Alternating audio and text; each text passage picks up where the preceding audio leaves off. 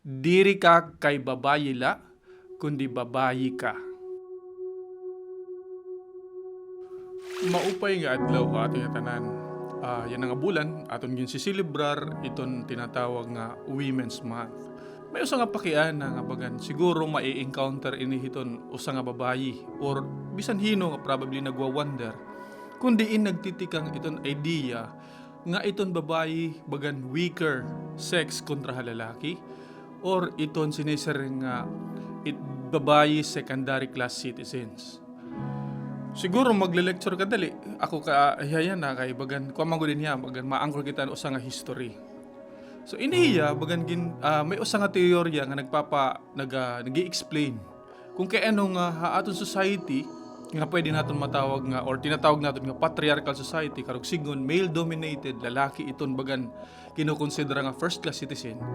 May daw sa nga teorya kung kay ano nga na-consider nga secondary class citizen it babayi at the same time bagan na-consider nga weaker sex. Siguro going back hadton sinisir nga ancient times, ang pinakadton una nga panahon, ang social arrangement hadto, lalaki nga ning babayi, an era way of living itera panginabuhi tinatawag nga hunters nganhin gatherers. So ang lalaki aday tara hunting, ang babayi aday tara iton mga gathering or iton namumurot iton mga pagkaon, like for example wheat or fruits, nga amon era nagiging panginabuhi adlaw-adlaw. Now, tungod manggod, usa nga kapasidad usa nga babayi, bagan naging rason ini para maduso tipo atras or orhi ang babayi kumpara sa lalaki. Ano yung nga kapasidad? Amin sinisang the capacity of women to bear a child. Kung kikitaon naton in a different way, pwede makikita nga weakness, pwede makita nga strength. Now, in the history, bagan na consider nga weakness in fact. Kay amin ni an bagan makukonsidera nga nag-push sa babae, paano makonsidera nga weak? Kay ano? Kung kikitaon naton, iton babae nga burod, iton babae nga bago nga panganak, iton babae nga may daging na nurture nga bata, kinukonsidera hiya nga vulnerable or weak ha mata lalaki. Kaya ano, amin ang panahon nga bagan panglawas, maluya hiya, diri niya kaya mag-provide for her own, diri niya pwede magtrabaho, sing pamanato no bay mabughat. At the same time, may ada nakadependa iya nga bata, guti nga bata nga for pera ka years iya ito alagaan. Nga ini nga kabutangan, amin ni nagdi-deprive hit babayi para magkaadahin bagan sinisir nga iton gios nga kaya niya freely makabuhat it iya karuyagon. Kaya niya mabuhat ang dating ay gintatrabaho hadton waray pa niya baby. So tungod din na push ha ang babae ha usa nga social arrangement kundi sing pa man nalilimitahan niya trabaho, nalilimitahan niya opportunities and access nga tundor dilain nga lugar nga ning panginabuhi.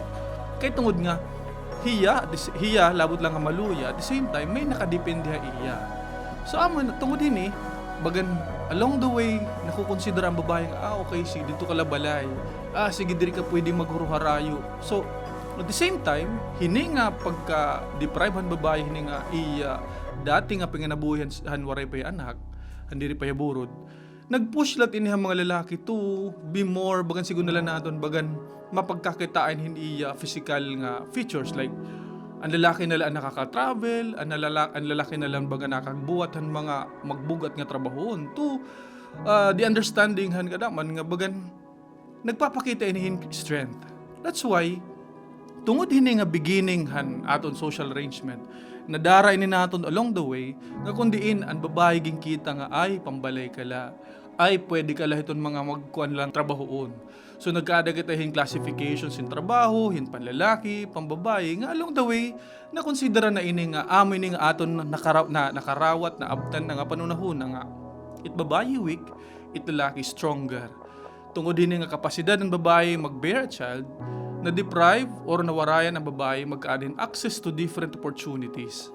So kung iniya, amulat inin rason, kaya ano ikaw babae yan nagkakaadahi kindamo nga discriminations, gingagamit ini against ta imo, nga diri ka makatrabaho, diri ka makapag-behave, diri ka makagbuhat it imo gusto, tigam ni ini nga aton history.